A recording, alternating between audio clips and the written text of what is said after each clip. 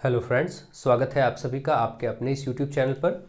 आज हम लोग डीएलएड फोर्थ सेमेस्टर के स्टूडेंट्स के लिए उनके कुछ डाउट्स को दूर करने की क्लास करेंगे और इसमें कई बच्चों की इन प्रश्नों में डाउट है। जो 4 प्रश्न आपके सामने हैं, ये 4 प्रश्न अलग अलग प्रकार के हैं। आप लोग देखिए और इसको करने का प्रयास करिए, ठीक है। तो ये 4 प्रश्न हम लोग करेंगे और इनका आंसर देखेंगे। आप लोग ट्राई करिए, आंसर फाइंड करने की कोशिश करिए और मैं प्रयास करता हूं आप सबको इन प्रश्नों को बेहतर तरीके से अच्छा आपको इसका एक्सप्लेनेशन दिया जा सके। तो चलिए देखते हैं और ट्राई करते हैं। फर्स्ट क्वेश्चन आपके सामने है, किसी घनाकार बॉक्स का आयतन इतना है तो भुजा ज्ञात कीजिए। ठीक है, वैसे ये घनाभ का भी प्रश्न लग रहा है, आप में इसका कोई वो नहीं है, मतलब सिलेबस में घनाभ नहीं है, फिर भी आप में घनमूल और घन तो है, तो घन और घनमूल का ये प्रश्न आराम से हो सकता है और इसलिए ऐसे प्रश्न आपसे पूछे जा सकते हैं। ठीक है, तो आपको इसको समझना है और इसका आंसर करना है। तो आप सभी घन और घनाभ अच्छे से पढ़ चुके हैं, आपको मालूम है कि जो घन का आयतन होता है वो क्या होता है। किसी भी घन का आयतन होता है भुजा की घात 3, है ना।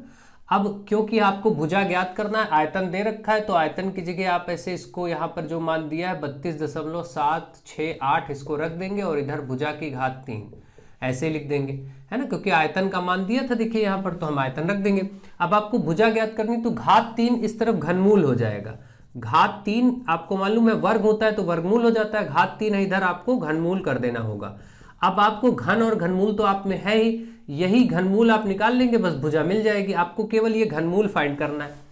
तो अब आप घनमूल कैसे निकालेंगे, ऐसे दशमलव वाली संख्याओं का। अब इसको निकालने का तरीका देखिए ध्यान से। इसमें क्या होता है, दशमलव सबसे पहले आप हटाएंगे, इसके नीचे 0 1 लिखेंगे और फिर जितने अंक हैं उतने 0 1 2 3, है ना।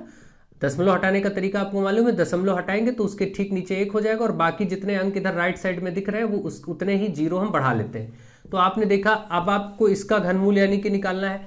क्या आया, 32,768 ऊपर बचा और नीचे हो गया 1000। इसका आपको घनमूल बताना है। तो देखिए 1000 का तो आप आराम से जानते हैं 10 होगा, क्योंकि 10 गुणे 10 गुणे 10 आप करेंगे 1000 हो जाएगा। तो अब इसको यहां लिख देते हैं। देखिए 32,768 का तो आपको घनमूल निकालना ही है, इसका मतलब ऊपर भी घनमूल निकालना और नीचे 1000 का भी निकालना है। 1000 का आप घनमूल निकालेंगे ऐसे, तो दोनों पर अलग अलग करेंगे, तो इसको हम लिख सकते हैं 10 गुणे 10 गुणे 10। आप सभी जानते हैं, ये देखिए 3 पेयर बन जाएंगे, 3 3 के हमेशा ग्रुपिंग करते हैं इसमें घनमूल में, 3 3 जोड़े बना के बाहर कर देते हैं। तो आपने देखा कि आपके सामने ये जो 32,768 है, इसका तो हमारे पास घनमूल नहीं है, इसको निकालना ही पड़ेगा, लेकिन इसका आपका 10 आ चुका है। ठीक है, वैसे भी सिंपल तरीके से आप ध्यान रखिए, 3 0 का 1 0 कर दीजिए और 1 का 1 ही रहेगा, ऐसे भी निकाला जा सकता है, डायरेक्ट लिख सकते हैं, कोई जरूरी नहीं ऐसे करना। ठीक है, अब आपका केवल और केवल एक ही कार्य बचा सबसे मुख्य, कि इस संख्या का आप घनमूल निकाल दीजिए, बाद में जो आएगा उसको 10 से भाग कर दीजिएगा, बस। तो इसका घनमूल निकालने के लिए हमें, क्योंकि मालूम है कि घनमूल निकालने के लिए हमको उसका लासा लेना पड़ता है। ठीक है, लासा लेना पड़ता है। तो अब देखिए हम क्या करेंगे, इसमें लासा लेंगे और इसका लासा लेके फिर 3 3 के जोड़े बनाएंगे। लासा किसका लेना है, 32,768। ठीक है, अब देखिए इसका लासा कैसे लिया जाएगा। तो आप सबसे पहले 2 से, क्योंकि कटेगा, सम संख्या है, 2 1 कम 2, ठीक है, 2 1 कम 2 और 1 बचा 12, 2 छंग 12, फिर इधर से 2 3 6, यहाँ से 1 बचेगा 16 हो जाएगा, 2 8 16 और 2 चौके 8। ठीक है, इस तरीके से आप इसको करते चले जाते हैं, जो बचता है वो आगे अगली संख्या के आगे आ जाता है। देखिए यहाँ से फिर से 2 8 16, है ना, 16 पूरा, क्योंकि 1 तो छोटा होगा, 2 8 16, फिर 2 1 कम 2, यहाँ से 3 में से 2 1 कम 2 हुआ, 1 बचा तो इसके आगे 18 हो जाएगा, 2 9 18 और फिर उसके बाद ये 2 दूनी 4, फिर देखिए 2 से करेंगे, 2 चौके 8, है ना, 2 चौके 8 और पूरा कट गया, फिर 1 छोटा पड़ रहा है, 19 लेना पड़ेगा, तो ऐसी स्थिति में 0 बढ़ाना पड़ जाएगा, 2 9 18 और 1 बचा, फिर 1 इसके आगे आ जाएगा, 2 छंग 12। ध्यान रखिएगा, देखिए यहाँ पर 2 चौके 8 हुआ, फिर जो 1 है ये नहीं कट रहा है, सिंगल नंबर में नहीं आ रहा है, छोटा पड़ जा रहा है, 1 2 से छोटा है तो 19 लेना पड़ा, 19 लेना पड़ा तो 1 0 बढ़ाना पड़ा। ठीक है, वैसे भी आप जानते हैं कि 4096 का डबल ही 8000 होगा, इस तरीके से भी चेक कर सकते हैं।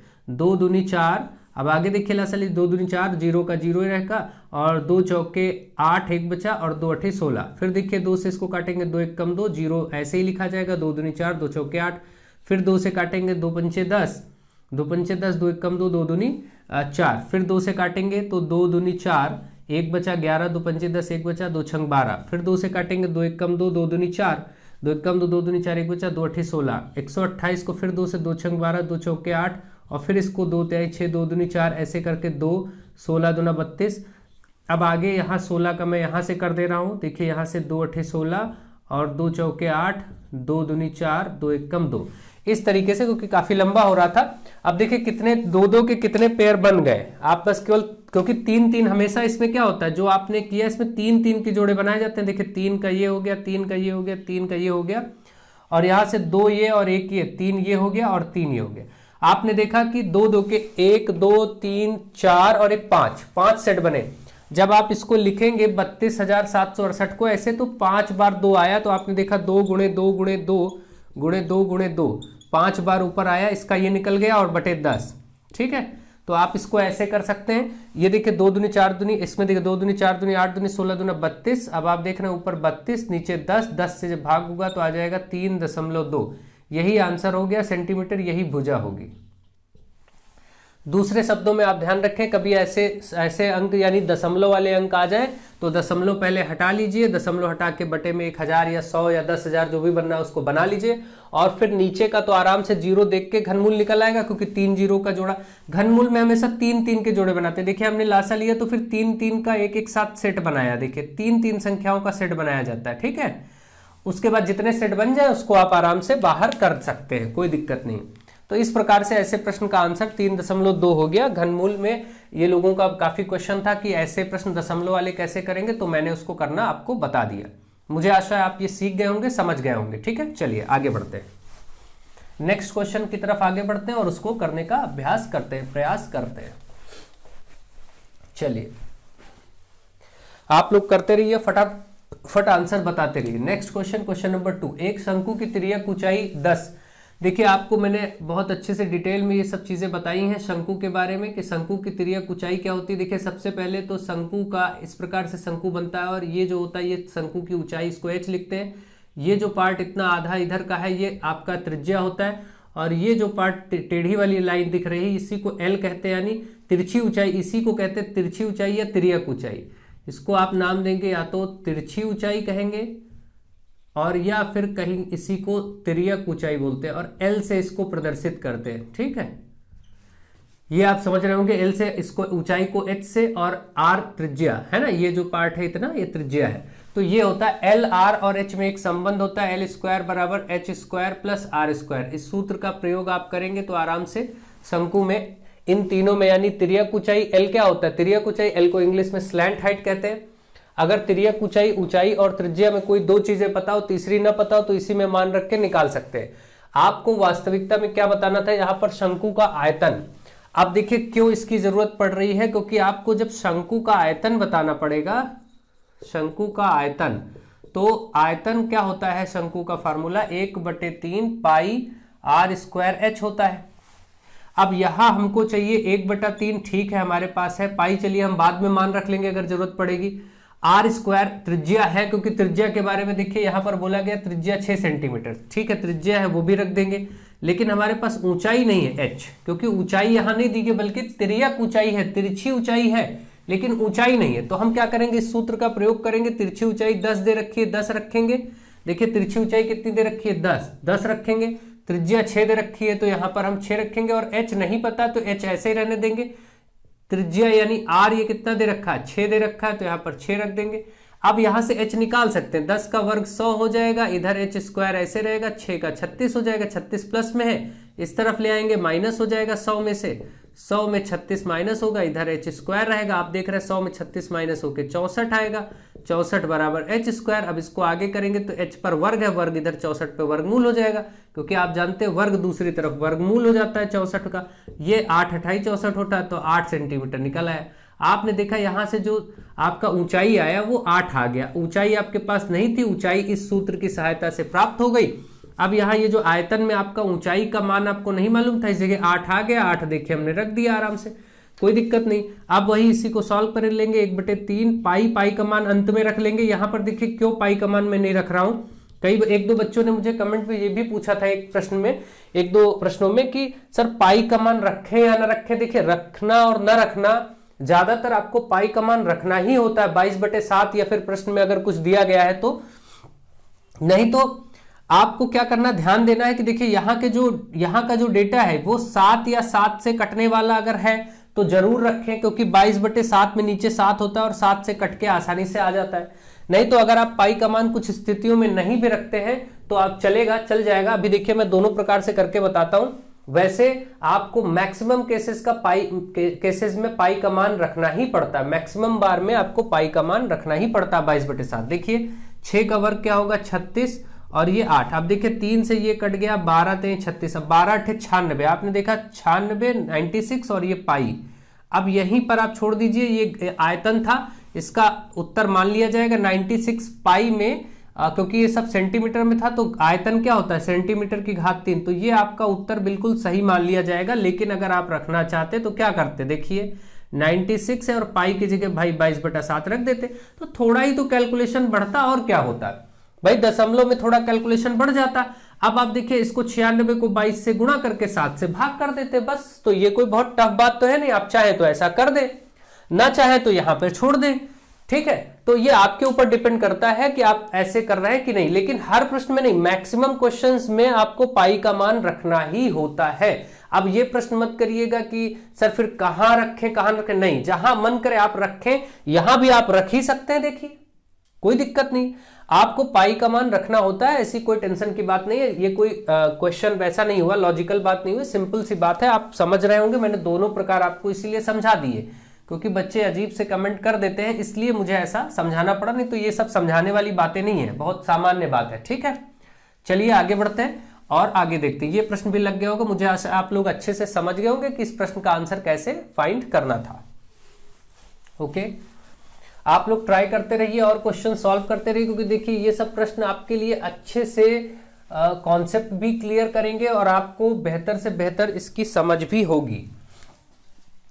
नेक्स्ट क्वेश्चन, क्वेश्चन नंबर 3 देखिए, ये आपका ट्रिग्नोमेट्री का क्वेश्चन है। x sin 45 cos 45 plus tan 60 बराबर tan square 45 minus cos square 60, ये आपका क्वेश्चन है, ठीक है। ये क्वेश्चन है और इस क्वेश्चन को आपको सॉल्व करना है, आंसर निकालना है, ठीक है। बहुत सिंपल सा क्वेश्चन है, केवल वैल्यू रखनी है और कैलकुलेशन करना है। ये प्रश्न जिन जिन स्टूडेंट्स के हैं, मैंने सबके नाम नहीं लिखे यहां पर, आप सब जिनके ये डाउट थे वो मुझे कमेंट में बताएंगे कि आपका डाउट दूर हो गया या कोई प्रॉब्लम है, आप सभी जरूर बताएं, क्योंकि ये सब जिसने भेजा है उसको तो मालूम ही है कि किसके प्रश्न है। तो वो बच्चे सेटिस्फाई हैं, उनको वीडियोस पसंद आ रही हैं, तो वो सब कमेंट में जरूर बताएं और आप लोग ज्यादा से ज्यादा इसको शेयर भी करें। आप ही लोगों के भेजे गए ये सब प्रश्न हैं जिनमें से मैं कुछ प्रश्न उठा के आपको करवा रहा हूं, जो मुझे लगता है कि परीक्षा के दृष्टिकोण से सही हो सकते हैं, पूछे जा सकते हैं, या आपके डाउट ये कुछ खतरनाक हो सकते हैं, तो मैं उनको थोड़ा सा एक्सप्लेन करने के लिए कोशिश करता हूं। चलिए आगे देखते हैं, इस प्रश्न को सॉल्व करते हैं। देखिए x तो ऐसा ही रहेगा, साइन 45 का मान लीजिए, देखिए यहाँ कोई साइन नहीं मतलब गुणा है, यहाँ भी कोई साइन नहीं मतलब गुणा है, यहाँ प्लस है कोई बात नहीं, यहाँ भी कोई, यहाँ सब जगह आगे साइन लगे।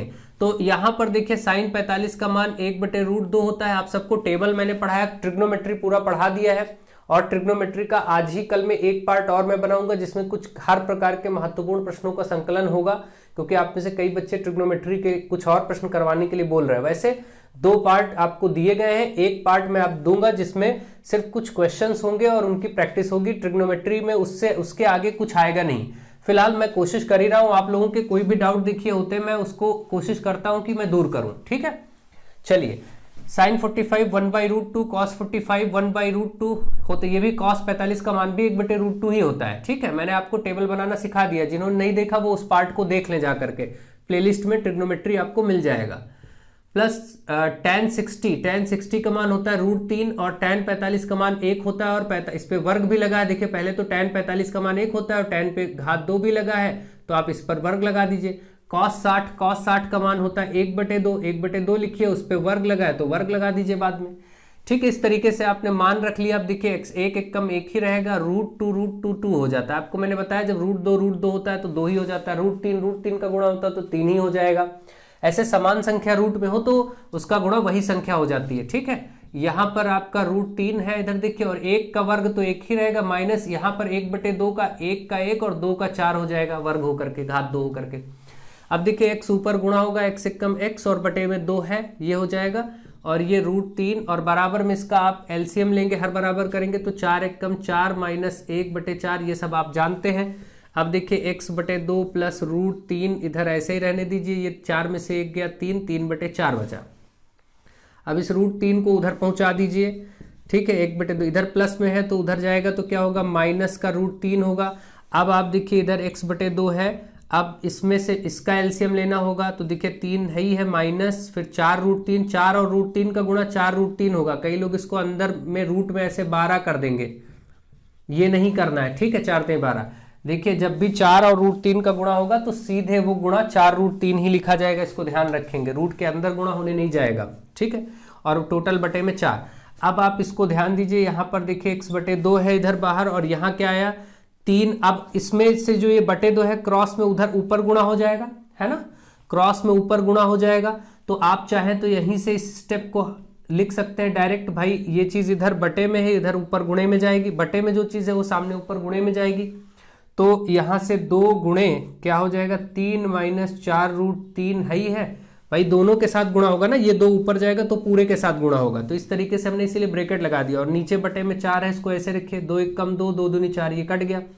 आप देख रहे हैं आंसर आपका आया 3 माइनस 4 √3 बटे में 2, ये आपका उत्तर हो गया। इसी पे छोड़ दीजिए, और बाकी आपको कोई जरूरत नहीं इसके आगे सॉल्व करने की। किसी बुक में आंसर ऐसा आ रहा है या कोई और आ रहा है तो आपको घबराने की जरूरत नहीं है, ये सब चीजें एक ही बात है। कुछ और तरीके रखे जा रहे हैं, जैसे √3 का मान 1.732 भी कई लोग रख के डेसिमल में निकाल दे, तो ये सब आप मत परेशान हुई, आप यहां पर इसका उत्तर कर दीजिए, आपको फुल मार्क्स मिलेंगे, नो प्रॉब्लम एट ऑल, बिल्कुल भी कोई दिक्कत की बात नहीं। ठीक है, आप समझ गए होंगे कि कैसे ये प्रश्न किया गया है और कैसे आपको करना था।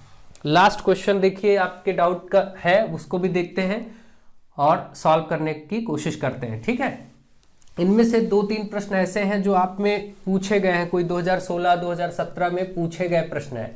जनरली शायद मुझे लगता है 4 क्वेश्चन में 3 क्वेश्चन ऐसे हैं जो पूछे गए हैं। ठीक है, तो आप लोग उसको देख लीजिएगा, ये बोर्ड, ये आपके पहले इसके पूछे गए प्रश्न है, तो कोई अच्छे क्वेश्चन है। ठीक है, तो इसीलिए मैंने और इन प्रश्नों को लेकर के बताना उचित समझा। लास्ट क्वेश्चन नंबर 4, इसमें मैं डायग्राम एक बार यहाँ पर बना लेता हूँ और फिर आपको जो जो चीजें हैं समझाने का प्रयास करता हूँ। देखिए यहाँ पर सबसे सिंपल तो पहले हम वृत्त बनाएंगे, और यहाँ पर बोला गया है आपका यहाँ ए बिंदु पर, ये एक ऐसे ए बिंदु पर जा रहा है P, यहाँ पर P है, यहाँ A है और इधर Q लिखा गया है। ठीक है, फिर इसको इधर और यहाँ, और ये आपका ये एक चक्रीय चतुर्भुज बना है। ये चक्रीय चतुर्भुज बना करके यहाँ A, यहाँ पर B, यहाँ पर C और यहाँ D लिखा गया है। इसके बाद इसको मिलाया गया है, थोड़ा सा इसको सही से बना लेते हैं, ये मिला दिया गया है, और यहाँ पर सेंटर कहीं है बीच में और इसको O बता दिया गया। इस प्रकार का तो डायग्राम आपके सामने बना है। और अब देखिए क्या दिया गया है, यहाँ बोला गया संलग्न चित्र में PAQ एक रेखा है जो वृत्त को बिंदु A पर स्पर्श करती है। ठीक, PAQ रेखा है, A बिंदु पर स्पर्श करती है, दिख रहा है, कोई दिक्कत नहीं। और ABCD एक चक्रीय चतुर्भुज है, ABCD एक चक्रीय चतुर्भुज, चक्रीय चतुर्भुज मतलब साइक्लिक क्वाड्रिलेटरल, यानी जिसके चारों बिंदु, जिस चतुर्भुज के चारों शीर्ष कहाँ हो, वृत्त की परिधि पर हो, ऐसा चतुर्भुज चक्रीय चतुर्भुज कहलाता है। मैंने आपको ये बताया है।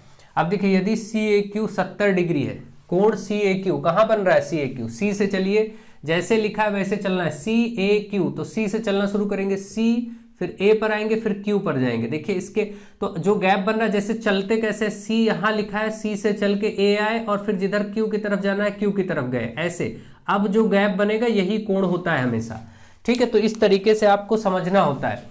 तो सबसे पहले तो ये बात आपको समझ में आनी चाहिए कि वो कोण कहां से कहां तक बन रहा है, CAQ, मतलब देखिए CA वाली लाइन ये आई थी और Q वाली लाइन इधर जा रही है, तो ये इतना कोण आपका जो बन रहा है ये 70 बन रहा है, ये ध्यान रखेंगे। ठीक है, कोई दिक्कत की बात नहीं है। अब देखिए, अब हम क्या करेंगे, आपको कुछ इसमें अप्रोचेस बताएंगे। आपको बताना क्या है, देखिए आपको बताना है कोण A B C. A B C कहां बन रहा है, देखिए ए बी सी, यहां वाला ये कोण आपको बताना है। ठीक है, ये आपको बताना है। तो इसको आप चाहे तो एक्स माने या रहने दीजिए, ऐसे ही हम समझ लेंगे इसको। ए बी सी हमें बताना है, ठीक बात है। अब इसकी अप्रोच क्या हो, क्या बेटर अप्रोच हो, ये समझना जरूरी है। हम क्या करेंगे, सबसे पहले यहां पर इस प्रश्न में एक आपको पहले तो मैं बेसिक कॉन्सेप्ट सिखाता चलूं और साथ में यहां पर अप्लाई करते चलते हैं। तो देखिए ध्यान दीजिए, यदि कोई वृत्त होता है ऐसा और वृत्त का केंद्र, ठीक है ध्यान से समझिए, और यहां पर स्पर्श बिंदु जैसा यहां ए बन रहा है, देखिए ये केंद्र है, सेंटर ओ से बोल देता हूं, यहां पर ए बिंदु बन रहा है, इसी का पार्ट इसको समझिए। बस मैं एक एक पार्ट में आपको सिखाने की कोशिश करता हूं। तो अब क्या होगा, इस केंद्र से अगर मैं इसको सीधा मिलाऊंगा तो हमेशा 90 बनेगा, ये रूल होता है। यानी केंद्र से जो रेखा स्पर्श बिंदु को तक जाती है वो 90 कोण बनाती है, 90 डिग्री। ठीक है, ये 90 बनाएगा पूरा। तो अगर ये कोण 90 बनने वाला है, आप देख रहे हैं कि हाँ ये कोण 90 होता है, तो आप देखिए जरा, इसमें ये जो रेखा गई है ए सी, ए बिंदु से लेकर के इसी के बीच में एक रेखा गई है यहां तक, ऐसे इस तरीके से सी तक, देखिए ये वाली रेखा। तो इसका मतलब अगर पूरा 90 है और ये वाला पार्ट इतना आपका पहले से भी मैंने बताया 70 था, देखिए तो बचा ये वाला कितना 20, क्योंकि भाई पूरा 90 है तो ये 20 मिल गया। ठीक, आपने देखा यहां 20 हो जाएगा। तो इसका मतलब अगर मैं अब मेन फिगर में इसको ड्रॉ करूं तो ये जिसने दिया था उस ऑब्जेक्टिव टाइप क्वेश्चन था, जिस भी बच्चे ने इसको सेंड किया था इस डाउट को, देखिए ऐसे। तो अब आप देख पा रहे हैं कि यहां पर इतना 70 है और टोटल ये 90 बनता है, तो इसका मतलब भाई ये वाला जो हिस्सा है ये 20 बन जाएगा। ठीक है, अब आपको मैं फिर से एक और रूल की तरफ ले चलता हूं जो आप लोग बहुत अच्छे से जानते हैं। इस तरीके से ये आपका केंद्र O था, देखिए यहां O वाला, इसको मैं A बिंदु रखता हूं, ये आपका 20 आ चुका है, देखिए ध्यान से। अगर और यहां बिंदु C वाला देखिए, इसको देखिए C को, ये एक त्रिभुज बन रहा है, देखिए ये एक त्रिभुज बन रहा है छोटा सा, जहां मैंने टिक किया है। इस त्रिभुज को अगर मैं यहां अलग से बना के दिखाऊं तो ये वाली रेखा और ये वाली रेखा बराबर है। अगर किसी भी त्रिभुज में, ध्यान दीजिए, अगर किसी त्रिभुज में दो साइड बराबर होती तो यहां बनने वाले कोण भी बराबर होते हैं, ये नियम होता है। साइड अगर बराबर है भुजाएं त्रिभुज की तो यहां बनने वाले कोण भी बराबर होंगे। अगर यहां 20 बना तो यहां भी 20 बनेगा। ठीक है, ये समद्विबाहु त्रिभुज होता है जिसकी दो भुजाएं बराबर होता है। अब यहां आप सोचेंगे ऐसा तो नहीं है, लेकिन ऐसा है, क्योंकि आप देखिए केंद्र से ए पर जो मिल रहा है, अब किसी भी वृत्त में केंद्र से कहीं भी मिले, ये क्या है, त्रिज्या। केंद्र से परिधि को मिलाए तो क्या त्रिज्या, चाहे यहां मिलाए चाहे यहां मिलाए तो भी ये भी त्रिज्या है, ये भी आर त्रिज्या, ये भी त्रिज्या है, ये हमेशा बराबर होती है। वृत्त की त्रिज्याएं बराबर होती हैं। ठीक है वृत्त की त्रिज्याएं बराबर होती हैं। तो इस बेस पे ये अगर 20 था तो ये भी 20 हो जाएगा, क्योंकि देखिए ये वाली भुजा और ये वाली भुजा बराबर होगी। ये 20 आया है तो ये अपने आप ही 20 आ जाएगा। आप समझ पा रहे होंगे कि कैसे वहां पर 20 लिखा गया। ठीक है, तो अब इतना बात अगर आपको समझ में आ गई तो त्रिभुज में तीन कोणों का योगफल कितना होता है, किसी त्रिभुज के तीन कोणों का योगफल कितना होता है, 180। तो 20 ये कितना हुआ, 40। तो ये वाला अपने आप 140 बचेगा, है ना। तो ये भी आपने देखा कि हाँ ठीक है, फिर क्योंकि त्रिभुज के तीनों कोणों का योगफल 180 होता है, इसलिए ये 140 भी ठीक बात है। ओ बिंदु पर जो कोण बना ये 140 बना, क्योंकि ये ऑब्जेक्टिव क्वेश्चन था, इसमें 4 ऑप्शन दिए हुए थे। फिर भी मैं आपको एक एक डिटेल बता रहा हूं, नहीं तो डायरेक्ट ही करके आपको बता देता। अब आपने ये बात समझ ली, ठीक है, इतनी बात में कोई प्रॉब्लम नहीं है, बिल्कुल अच्छे से समझ में आ गया। अब मान लीजिए आपसे ये पूछा गया है, लेकिन अगर ये वाला पूछा जाता तो 140 का ये वाला आधा होता है। यहां भी मैं बता दे रहा हूं, इनकेस ऐसा प्रश्न बन जाए तो 140 का यहां पर 70 बनता है, ये आधा होता है। ये आपको बहुत अच्छे से मालूम है। अब इसके बाद देखिए यहां पर केंद्र पर, इस जगह पर केंद्र, इस पार्ट को यहां देखिए, इसमें केंद्र पर पूरा कोण जो बनेगा वो 360, क्योंकि वृत्त की संरचना बन रही है, देखिए ना, तो पूरा कोण हमेशा 360 बनेगा। ये 140 हो गया तो जाहिर सी बात 140, तो ये ऊपर 220 बचेगा, क्योंकि 140 और 220 मिलके कितना होगा, 360। इसका मतलब अगर मैं इस तरफ एक ये पूरा कोण बनाऊं तो ये बनेगा 220, ठीक है, 220 बनेगा। कोई दिक्कत आपको अभी तक कोई प्रॉब्लम नहीं होगी। तो इसका मतलब अगर ये 220 है तो अब जिस प्रकार से इधर वाले कोण का संबंध यहां से होता है कि इसका आधा होता है, उसी प्रकार यहां वाले कोण का संबंध इससे होता है जो 220 आया है, इसका आधा ये होता है। तो 220 का आधा कितना होगा? 110। तो देखिए आपने देखा इसका मान 110 आ गया।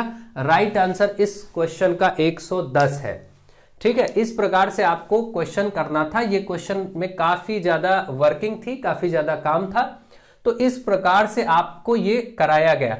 अब देखिए जो बच्चों ने अप्रोच की थी, अब इसका एक बहुत ही इजीएस्ट मेथड में बताने का कोशिश करता हूं, बहुत सरलता। देखिए कितना सारा काम करना पड़ा। अब बहुत सरल विधि का प्रयोग करके आपको मैं सिखा रहा हूं, बिल्कुल आसान, बहुत ही सरल, कुछ भी नहीं सोचना है, बस केवल इजी तरीके से इसको करेंगे। आप सोच नहीं सकते इतना आसानी से ये होगा। कई बच्चे समझ पा रहे हो सकता है, जिनको मालूम है, जो नियमों को जिन्होंने ढंग से देखा। देखिए आप, अगर ये ऑब्जेक्टिव क्वेश्चन था 1 नंबर में तो इतना लॉन्ग होने की जरूरत नहीं थी, ठीक है। फिर भी आपको एक एक अप्रोच मैंने इसलिए सिखाई, इसी बहाने आपने बहुत सारे नियमों को समझा, देखा। अब मैं इस पर्टिकुलर क्वेश्चन को बहुत इजी तरीके से कराने का प्रयास करता हूं, आप इसको ढंग से देखिए। चलिए, ये आपका वृत्त है, ठीक है, कोई दिक्कत नहीं। यहां से बिंदु A है, ये A है, ये P है और ये Q रेखा है, ठीक, ओके। अब देखिए यहां से इससे एक तो आपका यहां पर B और एक यहां पर आपका C और एक यहां पर आकर के कुछ D, ऐसे चक्रीय चतुर्भुज का निर्माण होता है। तो मैं नेम करूं ABCD, ये चक्रीय चतुर्भुज है। और इसमें जो आपको और दिया गया था वो ये दिया गया था कि इसको ज्वाइन कर दिया गया था A से C को, और यहां पर केंद्र आपको बता दिया गया था O, ठीक है। और इस कोण की डिमांड आपसे की गई थी, ठीक है। और दूसरा, यहां तक का ये जो कोण है ये आपको दिया गया है, कहां तक का? ये CAQ, ये वाला दिया गया है, ठीक बात है। ये भी आपको मालूम है कि हाँ ये वाला हमें 70 बताया गया। अब आप जरा ध्यान से देखिए, इस रूल को भी बहुत ध्यान से आप समझ लीजिए। मान लेते हैं कि ये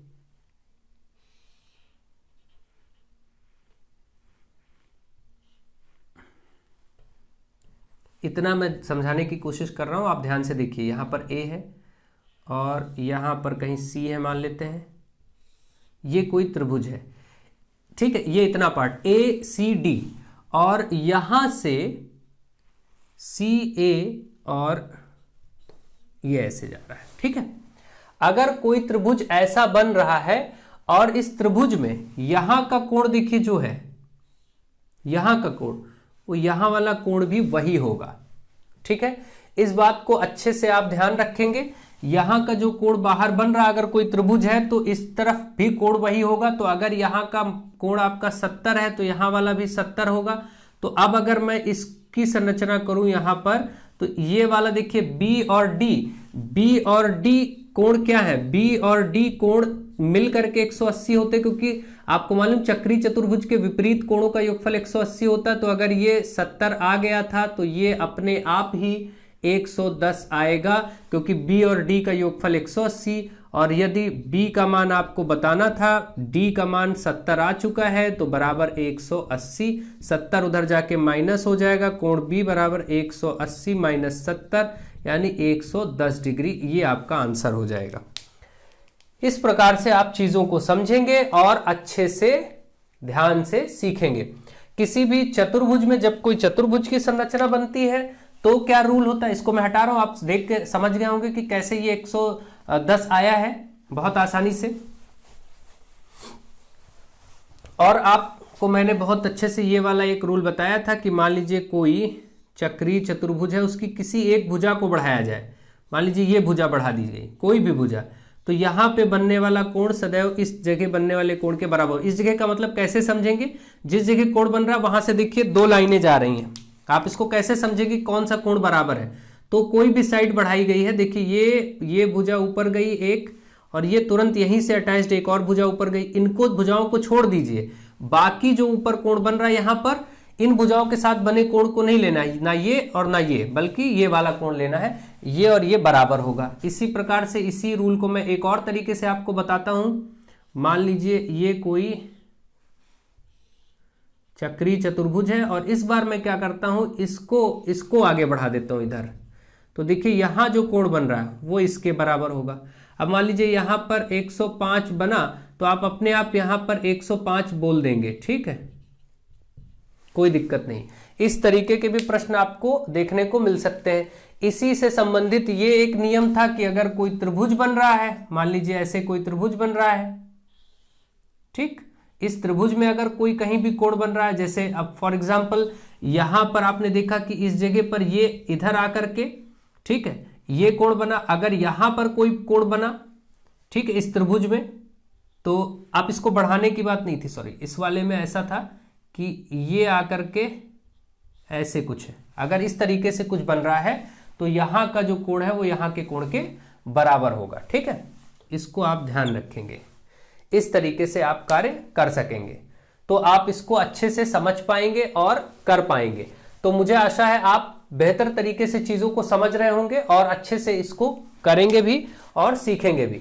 तो इसी के साथ ये वीडियो में जितने भी क्वेश्चन आपके डाउट वाले थे मैंने क्लियर कर दिए हैं और मैं आशा करता हूं कि आप अच्छे से बेहतर तरीके से इनको समझ गए होंगे, समझ रहे होंगे और इनको मैंने सारे तरीके बताए, जो आपको बेस्ट लगे वो आप करें, ठीक है, कोई दिक्कत की बात नहीं है। आप ऐसे भी कर सकते हैं और पिछले तरीके से लॉन्ग मेथड से भी कर सकते हैं, जैसा कि आपको बताया गया था। ये आपकी समझ पे डिपेंड करता है कि आप उसको कैसे करना चाहते हैं, ठीक है।